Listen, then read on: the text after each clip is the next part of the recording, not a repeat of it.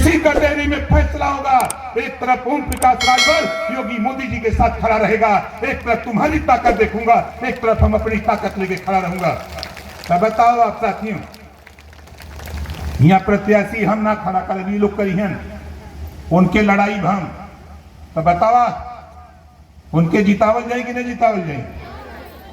देखा नवरात्र बा बड़ा बढ़िया गीत बजता है सब हो ना, दुर्गा माई का पूजा होता वहां गीत भी बजत। अब हम आवत है गांव गांव चलत, जौन बढ़हर बढ़हर गांव वही चौपाल लगाई और रात के रुकब गांव में, तो बतावा बाटी चोखा खियाईबा कि नहीं खियाईबा। सही सही बतावा के खियाई। नवरात्र बीत जाएगा, नवरात्र के बाद भी आप लोग जनबे करेला। अच्छा यहाँ राजभर जी लोग कितना आल हुआ हाथ उठावा। यहाँ कुल नेता लोग कहना यहाँ राजभर है नहीं है, गिनती ना बा एकदम पारी गिनती करा देवे के हा कि तेरी औकात बता दूंगा कहने वाले लोगों, हम महाराजा सुहेल देव जी की वंशज हैं, हम गिनती करा करके इसी चुनाव में दिखा देंगे, जहां हम हैं वहां तुझे जीतने नहीं देंगे, वही पानी में बोल करके मार डालेंगे। ये लोग हमने कहना कहाँ हुए, अरे हम तो मना कर ले लिए ही हैं, मना किया था कि कोई पुरुष नहीं आएगा, इनकी सूरत 107 गांव कटेहरी में खाली राजभर जी लोग हैं मंत्री जी, लेकिन गिनती नहीं थी। अब जैसे पहलवा कौनो पोखरी में मछली जब रहे और के जब हिंड दे तो पूरा मुंह बाज दे, वैसा ही ये समय सबके लौकता कि राजभर आ गए बा। जब से हम कल से ही आए हैं, हलचल पूरा जिला में हो। सबसे ज्यादा परेशान समाजवादी पार्टी के लोग हैं। समाजवादी पार्टी के लोगों की औकात नहीं, सरकार थी 27% आरक्षण हमारा भी हिस्सा था, लेकिन हमारा हिस्सा किसने लूटा? समाजवादी पार्टी ने हमारा हिस्सा लूटा है। इस नाते साथियों समाजवादी पार्टी का खुल करके हम विरोध करते हैं। मैं उनके साथ गया था और ये कह के गया था कि 27% आरक्षण बांटना पड़ेगा, हिस्सा हम लेके मानेंगे, हम आपकी बात नहीं मानेंगे।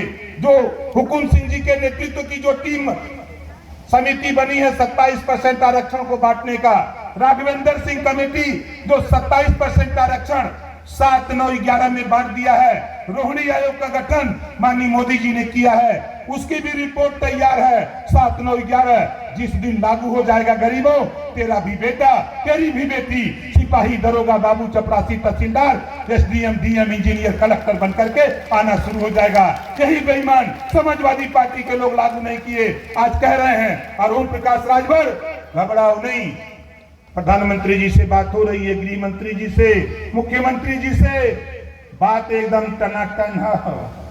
अब काम चालू होए वाला बा, जहां वो कानून पास भइल ताकि लोग के पता लग जाई। एक भी बार समाजवादी पार्टी के नेताओं के जबान पर रोहिणी आयोग की रिपोर्ट लागू करने के संबंध में, सामाजिक न्याय समिति की रिपोर्ट के लागू करने के संबंध में एक बार भी जबान नहीं खुलती है। लेकिन ओम प्रकाश राजभर 22 साल से इस बात को कह रहा हूं और ये बेईमान घूम घूम के कह रहे हैं कि ओम प्रकाश राजभर, अरे यारो क्या बोलोगे, सत्ता तेरी थी, घबराओ नहीं, एनडीए सरकार है, तुम चाहते हो, चिल्लाते हो जातिवाद जनगणना, सरकार तेरी थी तो औकात नहीं थी, सीख लो नीतीश जी से बिहार, उन्होंने जातिवाद जनगणना अपने कार्यकाल में करा के दिखाया। और मैं कहता हूं देश में जातियों की गिनती होगी और माननीय नरेंद्र मोदी जी के नेतृत्व में जातियों की गिनती होकर रहेगी, कोई माइकला रोक नहीं सकता है। ये लोग आके आपको गुमराह करेंगे, बताएंगे सपा के लोग कि ओम प्रकाश राजभर का कैलन कटेहरी में गिनती शुरू बा कि नहीं, बोला कटेहरी में भरण में गिनती शुरू बा कि ना, गिनती शुरू बा ने। आज टीवी पर, अखबार में, मैगजीन में, सोशल मीडिया पर राजभर का चर्चा होता कि नहीं होता, होता ना। और लोग कहा ना का कैलन, आज अगर गांव में सम्मान के साथ राजभर जी को बुलाया जा रहा है, सम्मान के साथ, और आज दुनिया की समाचार agency British broadcasting corporation of London, BBC London से प्रसारित होता है, जिस महाराजा सुहेल देव जी को 2% लोग नहीं जानते थे, आज 100% महाराजा सुहेलदेव जी को विश्व की समाचार एजेंसी के साथ साथ हम लोगों ने मिलकर के महाराजा सुहेलदेव जी को बता दिया। आप चले जाओ बनारस, गाजीपुर से सुहेलदेव एक्सप्रेस, महाराजा सुहेलदेव जी के नाम पे डाक टिकट, चले जाओ बहराइच जहां महाराजा सुहेलदेव जी पैदा हैं, वहां भव्य आपको पार्क बना हुआ है, मूर्ति 50 फुट ऊंची बनी, हम आपको ले चलेंगे वहां। यहाँ खत्म होने दीजिए चुनाव, हम आपको वहां ले चलेंगे, साधन हम देंगे, लेकिन भोजन आपको लेके चलना है ना। हम साधन देंगे दिखाने के लिए।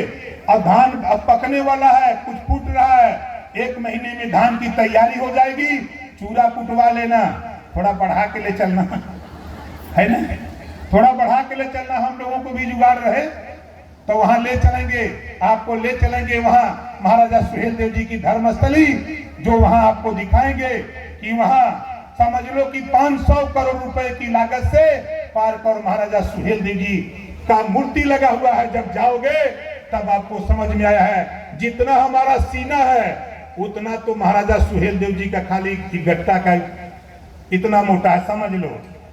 40 किलो की तलवार चलाते थे महाराजा सुहेलदेव जी, यही वजह लोग परेशान हुए कि तो सुहेलदेव जी 40 किलो का चलावत रहना।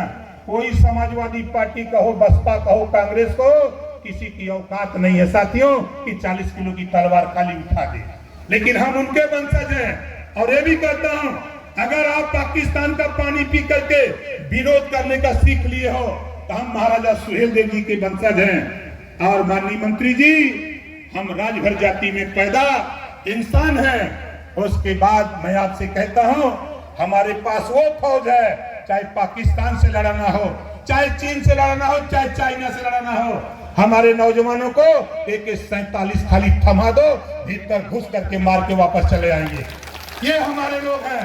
इस नाते कहता हूं आपसे कि ये जब मेला देखने जाते हैं, राजभर जाति के छोटे बच्चे, पंडित जी के लड़का जाएंगे, हमारे मुंशी साहब के बिरादरी के बच्चे जाते हैं, तो वहां जाने के बाद वो चमचम रसमलाई खाते हैं। और राजभर का बेटा जब जाता है मेला में तो ये नकली कट्टा खरीदता है। बोलो सही है कि गलत है? कितने लोगों को ये बात सही है? जरा हाथ उठाओ। पैसा आप लोग देते हो, वो नकली कट्टा, नकली काक खरीदता है, और खरीद करके वो रिहर्सल कर लिया है। असली मिल जाए तो पाकिस्तान में घुस के मारेगा। तो ट्रेनिंग उसको हो गई है। इस नाते हम लोग भी मन बनाए हैं, अगर Sikh regiment, Jat regiment, Rajput regiment बन सकता है तो राजभर रेजिमेंट बनाकर पाकिस्तान से भिड़ा दो, हम मुकाबला करके लौट आएंगे। हम तो ये सब चाहते हैं, हम तो लड़ना चाहते हैं। हम